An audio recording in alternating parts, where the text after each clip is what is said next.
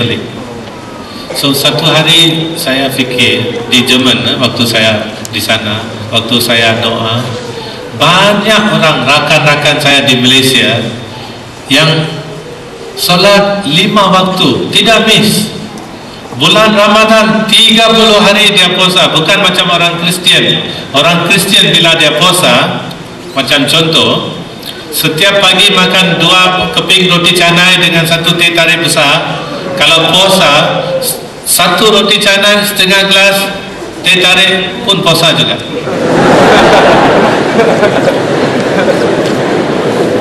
Kalau makan tengah hari 2 tapak nasi kerabu kan di sini orang kata. Kalau makan 2 tapak, saya memang suka nasi kerabu. Sebab itu saya selalu suka datang ke Semenanjung sini. 2 tapak, kalau dia puasa orang Kristian boleh makan 1 tapak dan boleh minum air mineral bila-bila masa, 24 jam boleh minum, tidak batal puasa. Cuma kopi tidak boleh minum. Dan malam orang Kristian kalau dia puasa waktu petang boleh makan setengah. Kalau selalu makan 1 tapak penuh, setengah tapak. Itu cara orang-orang Kristian puasa. Saya fikir tuan-tuan dan puan-puan sekalian, kalau disuruh puasa macam orang Kristian, saya fikir 365 hari dalam 1 tahun pun tidak ada masalah.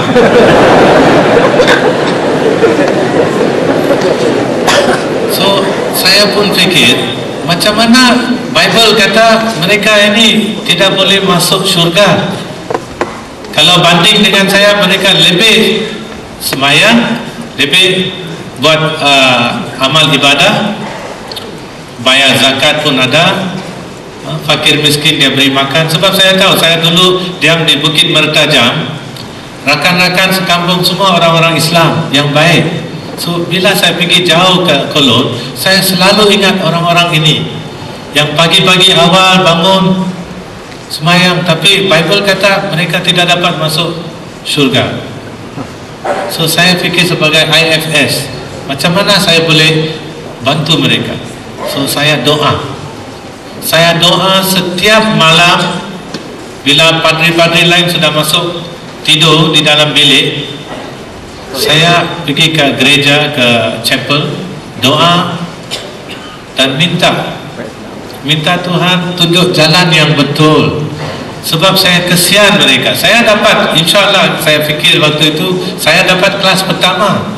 Ini kelas ketiga pun tidak dapat. Ini saya sedih, sangat sedih.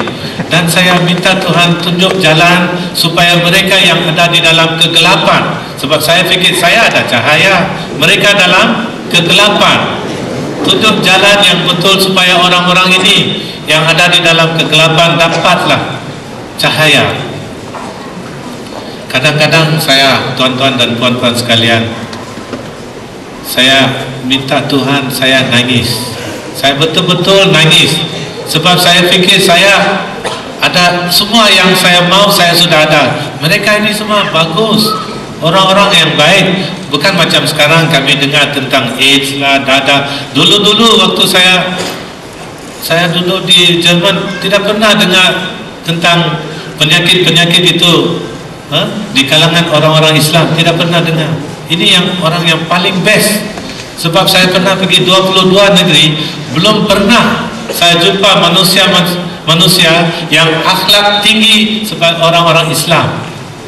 Kalau pergi ke rumah mereka, walaupun dia puasa, kita orang Kristian dulu, saya orang Kristian, pergi rumah dia beri minum walaupun dia puasa.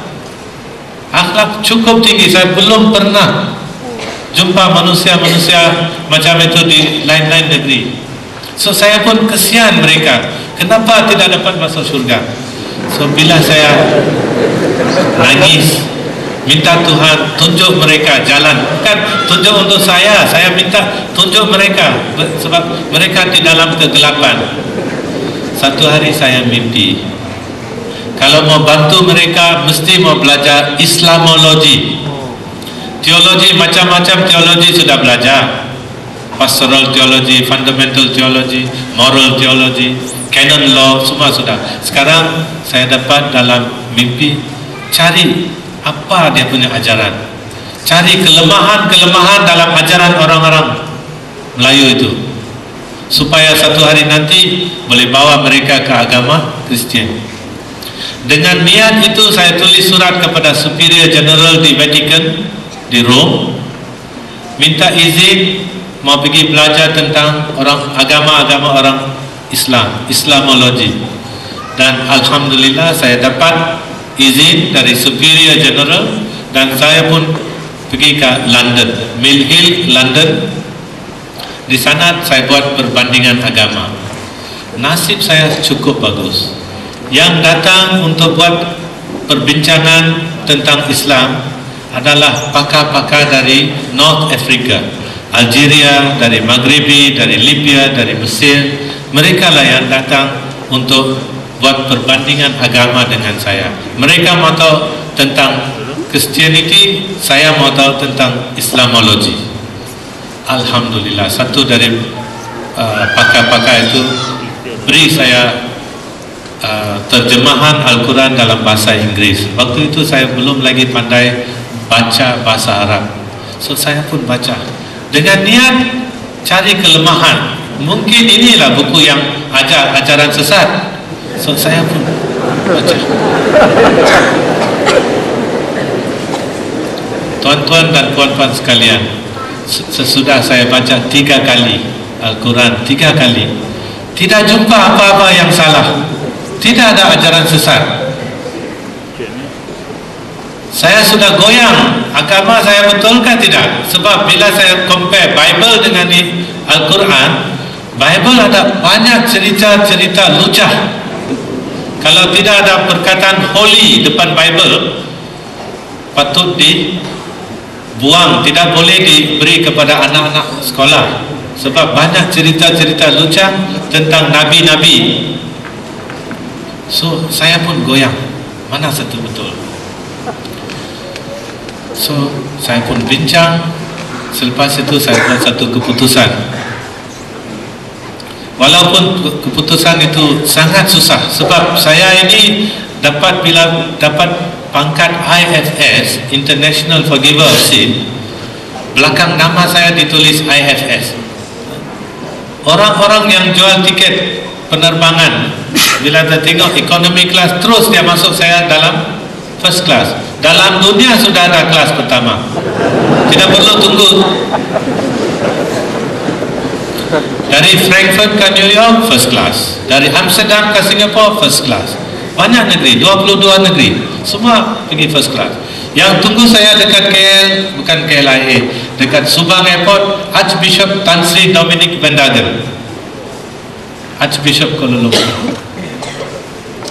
So saya fikir, kalau saya suruh beritahu Superior General ini agama Kristian, ajaran itu sesat, tidak betul, saya mau masuk Islam, mesti ini pangkat semua turun, tidak dapat first class lagi. Itu yang sebagai manusia masih mau pegang kepada pangkat. Fikir, bolehkah tidak? Bolehkah tidak? Tapi saya fikir, lebih baik masuk Islam, mati, dapat syurga, dari tipu orang, ampun dosa orang, tidak dapat syurga. So saya pun buat keputusan dan hantar surat ke Vatican. Dalam 1